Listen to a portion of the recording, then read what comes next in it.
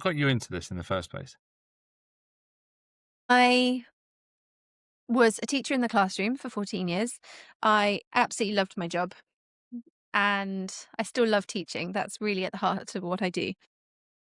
But I have seen, despite every year me having to tick a box to say that I've done my safeguard training, I've seen so many children slip through the net and so many children have negative experiences where their safeguarding is not prioritized. And a lot of children who, for example, don't attend mainstream education, they might be home educated and have a series of tutors that they see throughout the week.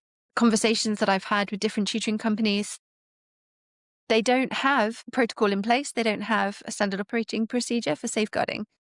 And what really struck me when I left the classroom was I applied to work for a tutoring business and to do some, I'm an English teacher, so to do some English teaching for them. And I said, well, what happens if I have a concern? And they said, about safeguarding and I said, well, who's the DSL for this company? And they said, we don't have one. What? You don't think, oh, we don't need one. That's Okay. And I said, yeah. well, who do I report anything to? And they said, the police or the LADO, the local authority.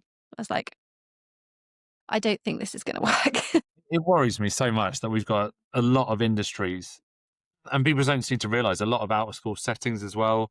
They're just not regulated. And so, you know what? Anyone can just say, I'm going to be a tutor and then start advertising it. And then they could be someone who has the potential to cause harm. Yes. And it's just very, very easy for them to do that. Yet you've got on the flip side, you've got, right, we put so much effort and rightfully so into schools and go, right, we are going to make sure that they are fully safe. Everyone has the training. We are really robust on our safer recruitment. And yet you've got these other areas of education which just don't have anything at all. And you can literally become a tutor far too easy. And it makes it really bad for those who are just exceptionally good companies or tutors who are doing everything they possibly can. But you've just always got somebody who goes on to ruin it for everyone else, don't they? I think it's really difficult because as a startup, I only started Edify officially the 1st of April this year. My last day in the classroom was the 29th of April this year. And I'm in a very fortunate position whereby I am able to invest a lot of the money that I earn through my tutoring in setting up of SOPs and documents and vetting processes and all of the legal. So I've had several conversations with Lawhound, just making sure that all of our legal stuff is. I like to think it's gold standard, but we haven't received anything to formally qualify us as such. However, the money that I spend literally every month to make sure that our safeguarding quality charter is robust and accessible and watertight, we are looking to create a blueprint. So something that we can share with other tutoring companies to enable them to set up similar standard operating procedures as we are doing and investing in for not the greater good without wanting to sound too much like hot fuzz, but the children's well-being, all children, because education should be for all, everybody.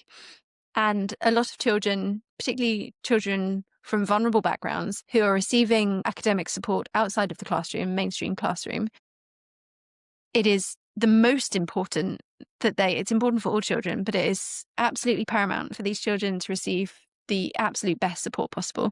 And the tutors, and the amount of conversations that I've had with tutors who don't know how to protect themselves in a scenario in online tutoring or in-person tutoring is shocking. So for example, we work with several neurodivergent tutors, and they don't want to sit and read a 48-page charter. So what we're doing is we're creating TLDRs, the too long don't reads. So we're chunking it. So we're going to have like a 10-minute podcast style information chunk that the tutors can just watch. They can just watch on this platform that we're building currently. Again, we're investing a lot of time, energy, and resources into this because we do believe that it is so important for our tutors and pupils, students, to be protected. So if you have a neurodivergent brain like I do, and you struggle to sit and watch or read something for pages and pages or hours and hours, by chunking this, it's like tiny mini audiobooks. So our tutors can just listen. They can just sit and listen for 10 minutes about any updates from the safeguarding policy from last year to this year, and then they know. And then because it's part of our platform, they can then revisit that whenever they like. It's trying to make content as accessible as possible for as many people as possible. We'll also enable families to have access to this, so they know what their tutors know. So it's again that open dialogue and communication that we see as absolutely paramount in both practice and on paper.